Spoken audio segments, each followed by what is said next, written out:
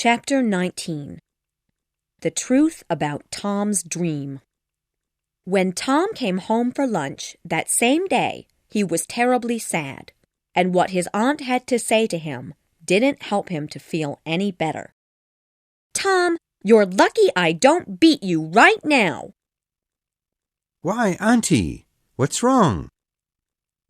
"I visited Mrs. Harper today and was excited to describe your dream to her. When she wasn't amazed by the story, I asked why, and she told me that Joe had said that you'd come back here that night and listened to our conversation. How could you make me look like such a fool, Tom?" I'm sorry. I should have told you the truth. "Mary was right when she said that you always think of no one but yourself. You have so many ideas, Tom. Ideas about getting people to do things for you, about running away, and about causing trouble for other people. Sometimes I can't believe that one child can have so many ideas. Why don't you ever have ideas about doing things to help others? Why are your ideas such selfish ideas, Tom?" Really, Auntie, I didn't mean to hurt anybody. I really did want to tell you that we were safe the night when I came here and heard you all talking. I wanted to make all of you happy again. It hurt to see everyone crying. But it was so nice to hear you saying such good things about me. Usually, all that anyone says are bad things about me, so I didn't want to stop you. "I find it hard to believe that you wanted to tell us. I think that you were happy to see us so sad." I'm telling the truth, Auntie. I hated to see you that way. "Well, then you should have said something." When I heard you mention Sunday's prayer service, I changed my mind about telling you. I thought it would be better to make everyone happy all at the same time. So I didn't leave that note for you. "Which note?" Remember, the one I told you I'd planned to give you in my dream. The one that said that we hadn't died, that we'd just become pirates. "So if that part of your story is true, did you also really kiss me before you left?" Yes, Auntie. "Why did you do that?" Because I felt so terrible for you, and I wanted to show you how much I love you. Aunt Polly guessed that this was really true. She was so happy to hear him say these words, she asked for another kiss, and then sent him back to school. Once Tom was out of the door, she searched his coat pockets and found the note that he just mentioned. After reading it, she said to herself, "He could do anything now, and I'd forgive him." Chapter 20 Tom Loses His Selfishness. So, feeling better now, Tom walked back to school. On his way, he saw Becky and ran over to her, saying, "Listen, I'm really sorry for behaving badly this morning. Can't we just forget about it and be good friends?" She didn't slow down, nor did she look at him when she replied, "You and I will never be friends, Thomas Sawyer. Now, leave me alone." Tom just watched her as she walked away. Her anger was making him angry all over again. For a moment, he wished she were a boy so he could hit her. Becky really couldn't wait to see Tom get into trouble for destroying his book. She imagined the teacher beating Tom with his stick, and this made her smile. She didn't realize at the moment that she would soon be in the same kind of trouble as Tom. For the last month, their teacher had been bringing a book with him to the classroom, which he studied whenever he had a break. He always looked very serious when he read it. It seemed he couldn't wait for the next opportunity to read it. The children couldn't help being interested in what the book might be about, but no one had ever been brave enough to look. But this morning, Becky saw the book lying on the teacher's table, and, while the teacher was away, started looking through it. When Tom walked into the room a few minutes later, she tried to put the book down quickly so he wouldn't see. But one page was torn. Now, Becky became terribly frightened and began to cry. "I hate you, Tom Sawyer! It's your fault that I broke the teacher's book. Now he's going to use his stick on me. I've never been beaten before, but you'll see! You're going to be beaten too, and I can't wait to watch." Then she ran outside, crying even harder than before. Girls are so silly, thought Tom. I've been beaten 100 times in school. It's nothing. And why does she think I'd tell the teacher she broke his book? I'd never do that. When the teacher asks the class, he'll know who did it just by looking at her guilty face. Soon it was time for class to begin. The first thing the teacher noticed was Tom's book. And even though Tom told him that he hadn't torn it himself, the teacher beat him anyway. He didn't feel that he could trust a word that came out of Tom's mouth. As Becky watched the teacher hit Tom, she realized that she didn't feel as happy about it as she had planned. She very nearly shouted out the truth, but stopped herself, knowing that she would be next. Later, during the first break, the teacher immediately picked up his book to read it. At this moment, Becky looked more frightened than a little helpless animal in the forest. Tom felt sorry for her. He didn't want to see her get beaten. Seconds later, the teacher was shouting for the students to tell who had broken his book. "Come now, I know you know who did this." But no one said a word. The teacher started calling out names and watching the students' faces as they answered. When he shouted out Becky's name, she turned white and couldn't speak. She kept her eyes down toward the table. "Miss Thatcher, answer me. Did you touch my book this morning?" Suddenly, Tom stood up and shouted, "It was me, teacher." The students couldn't believe what Tom was doing. Did he want to be beaten a second time? Well, if he did want that, he got it. For the teacher took out another stick and started hitting him again. But it didn't matter to Tom. The look of love and thanks on Becky's face made it impossible for him to feel anything the teacher did to him. Chapter 21. Tom and Huck feel guilty. So, summer finally came, and now school was closed for a few months. But surprisingly, Tom didn't feel as happy as he usually did. Becky Thatcher had left town to stay with her family in another village for a while. This made the days seem very long and boring.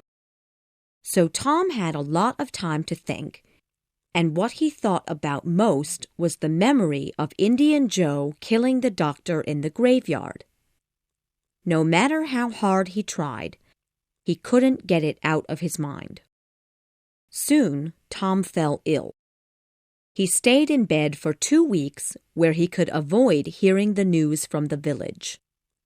He didn't want to know what was happening. And for 3 more weeks, he would often feel as though he were better, and then, suddenly, he would become ill again. Part of what made Tom feel so bad was that the judge had arrived to hear the people's story about what happened. And soon he would make the final decision about what was to happen to Muff Potter. Everyone in the village was talking about it, and every time Tom heard them, his heart would jump a bit. One day he met Huckleberry in the empty building and asked him, "So, have you said anything to anyone?" "About what?" "Come on, you know." "Oh, of course not." "Not once?" Not once. Why do you ask? I just worry a little. You know what would happen to us if we said anything. We'd be dead soon after. What if someone started asking you a lot of questions? Would you tell them? No way. I'm not crazy. Good. I think that we're safe if we don't talk. But we should make another agreement. So another agreement was made in blood. What have you heard people saying, Huck? Just muff potta, muff potta, muff potta. It makes me want to hide. I've heard the same thing. You know they're going to hang him. Do you feel sorry for him? Of course I feel sorry for him. He has never hurt anyone. All that he's ever done is getting drunk, but he doesn't ask other people for money. He earns his money by fishing. And I remember one day when he didn't have any money at all. He gave me one of the fish he'd caught. He's a good man who's helped me when I needed it. And he's done the same for me, too. He taught me how to catch fish. There must be something we can do to get him out of jail. Forget it, Tom. There's nothing we can do. And if there was, he'd just be caught again. Yes, I can't stand to hear the way people talk about him now.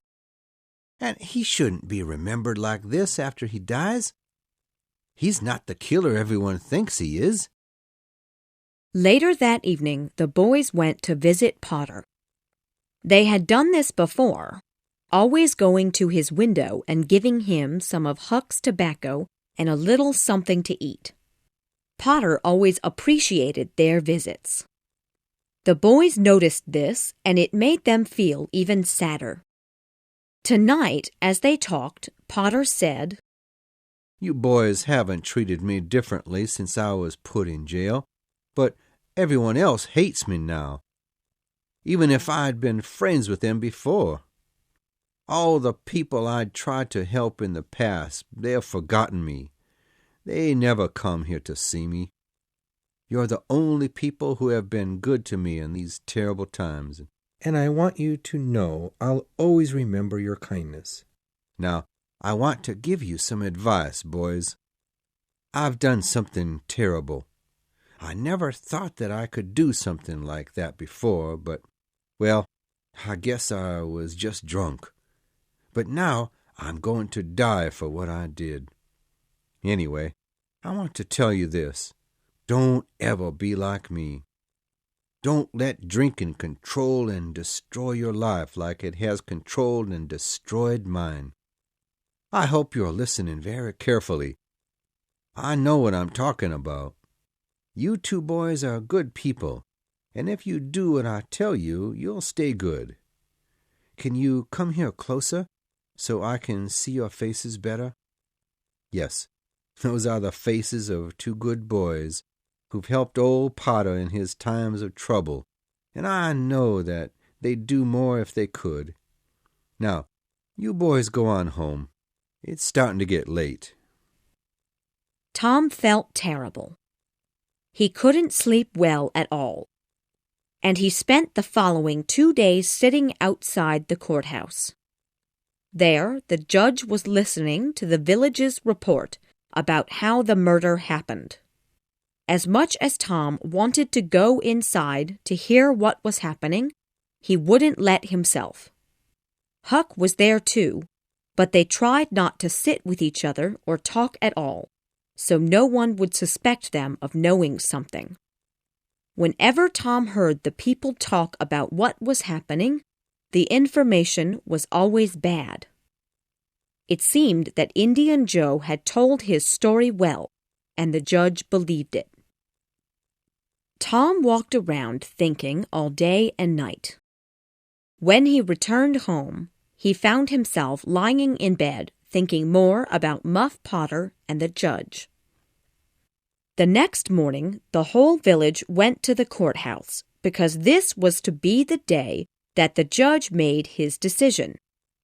Potter came in looking sad and without hope. Indian Joe sat in the seats with everyone else to watch. He looked very calm. Then the judge came in. 2 men were questioned. One man had seen Potter the morning after the murder washing himself in the river. He said that when Potter had realized someone had seen him, he ran away. The other man talked about finding Potter's knife near the dead doctor's body. Muff Potter's lawyer never asked a single question, which surprised everyone in the courtroom. They all thought, "Why is this man just sitting there listening? He should be trying to help Potter. That's what he's paid to do." And when more men were questioned, Potter's lawyer still just sat there listening, not saying a single word. Finally, after all of the questions had been asked and stories had been told, Potter's lawyer stood and said to the judge, "Sir, because Muff Potter cannot remember anything about that night, and because none of the people questioned today were actually there when the murder happened, I have decided to bring someone to the courtroom who could remember very clearly what happened. I'd like to bring in Thomas Sawyer." As Tom stood up and walked to the front of the room, everyone watched him with their eyes wide and their mouths open. During the questioning, Tom looked very frightened. The lawyer began by asking, "Mr. Sawyer, could you tell the courtroom where you were the night that Dr. Robinson was killed?" Tom could see Indian Joe looking directly at him, and he quickly lost his ability to speak. He sat there silent for a moment and finally managed to say, "I was in the graveyard, sir." Suddenly, everyone in the room started talking to each other. The judge had to ask them to be silent. Indian Joe didn't say anything. He just smiled. "Where were you in the graveyard?" "Near Hoss Williams' grave, sir." "When you say near, what do you mean?" "I was about as close to the grave as I am close to you now, sir." "Was anyone with you?" "Yes." "Okay. You needn't say his name. We may be asking him questions later. Tell us, did you have anything with you there?" Tom looked at the ground without speaking. "Tell the courtroom what you had with you. Remember to tell the truth." "We had a dead cat, sir." The people in the courtroom started laughing so much when they heard this. The judge, once again, had to ask them to be quiet. "We found the bones of this cat, which proves that the boy was there. Now, Mr. Sawyer, tell us what you saw that night." Tom told his story, and as he did, the people's eyes got wider and wider, and Indian Joe looked more and more angry. "So, when the doctor hit Muff Potter, Indian Joe took the knife he'd picked up and—" Suddenly, from the crowd, a knife came flying at Tom's head. Luckily, it missed him and flew into the wall, almost cutting Tom's ear. And then Indian Joe was running to the window, hitting anyone who tried to stop him. When he reached the window, he jumped out and ran into the forest.